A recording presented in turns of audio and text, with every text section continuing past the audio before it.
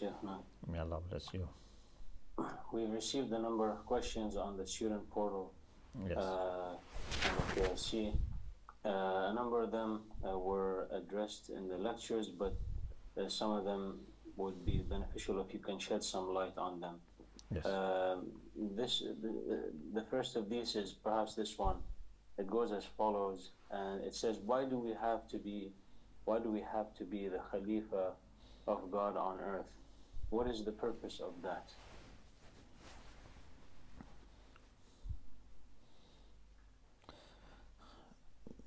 In the book Self-Knowledge, we have a chapter on this.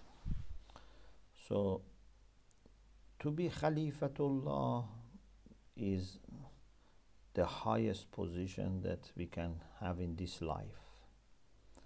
There is nothing better than representing Allah and reflecting Allah's light and mercy and other qualities to his creatures. So Allah is Rabb, is the Lord for this world, but a human being can reach the point that Allah would appoint him as his vicegerent. It's a very high position. Even the prophets may not have it at the beginning, and maybe they didn't all have this, because at each time only one person can be occupying this position. Ya Dawood inna ja'alnaka khalifatan fil ard fahkum bayna an-nas bil haqq wa la tattabi' al-hawa fayudhillaka an sabil. So after some time Allah made Dawood his khalifa. So it's a very high position. It's to become godly, but not godly just for yourself or your community. Godly in the universal scale. So you have to be the best person of that time to occupy this position. Thank you. People who know God better know better things to ask to Him or ask of Him. So how can the concept of justice of God be explained in this case? That people who know God better know the better things to ask of Him. So therefore, how does this reconciliate with God's justice? Everyone can improve their knowledge so that they can better ask. There is no restriction or monopoly. We can increase our knowledge and then ask better things, number one. Number two, those who were in the highest levels of knowledge, they have told us what to ask. So through these du'as, supplications, even if we have not reached the level of understanding these things by ourselves, we learn from them that these things are available and we can ask for them.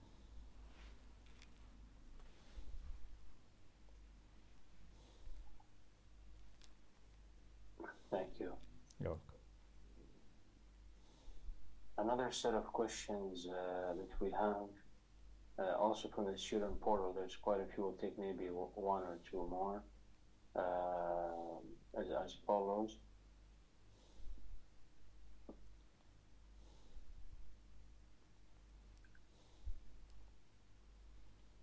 When a person is in a deep state of unconsciousness as a result of general anesthetic, what is the effect on the soul?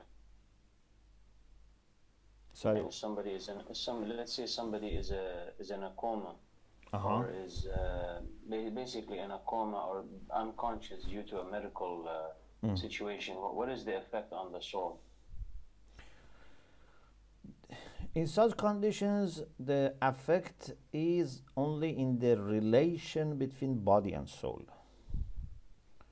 So the soul cannot manage the body as it was managing before. Therefore, the soul cannot do new things, cannot listen to new things, or do more charity work or more ibadah. So the connection with the body and through body with this world is affected. But all the qualities that the soul has had before remain. Everything which was established remain. So if that person was a generous person, it's still a generous soul. If it was a selfless or selfish soul, still it's the same. If had iman or didn't have iman, it's still the same. So it's not that everything will be erased. Nothing is going to be erased from the soul when someone becomes unconscious. The only thing which might be erased are those things which were superficial. They may be erased, but nothing which was absorbed. Even many superficial things, at least they are registered. But those which were really absorbed, they always remain.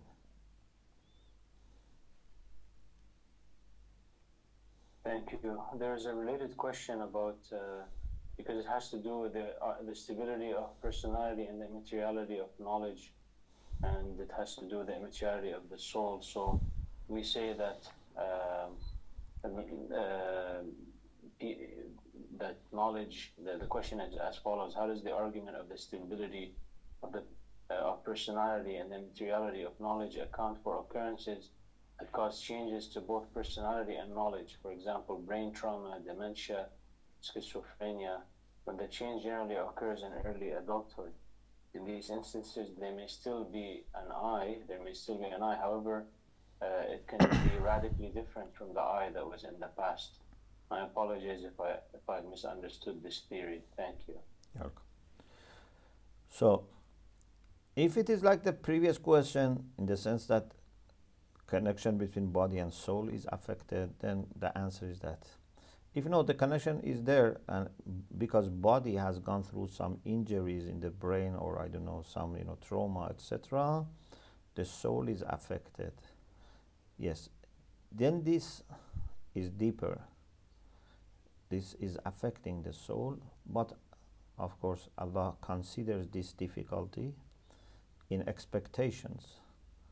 So maybe a person in this condition can do less, or more easily gets tired or upset, or etc.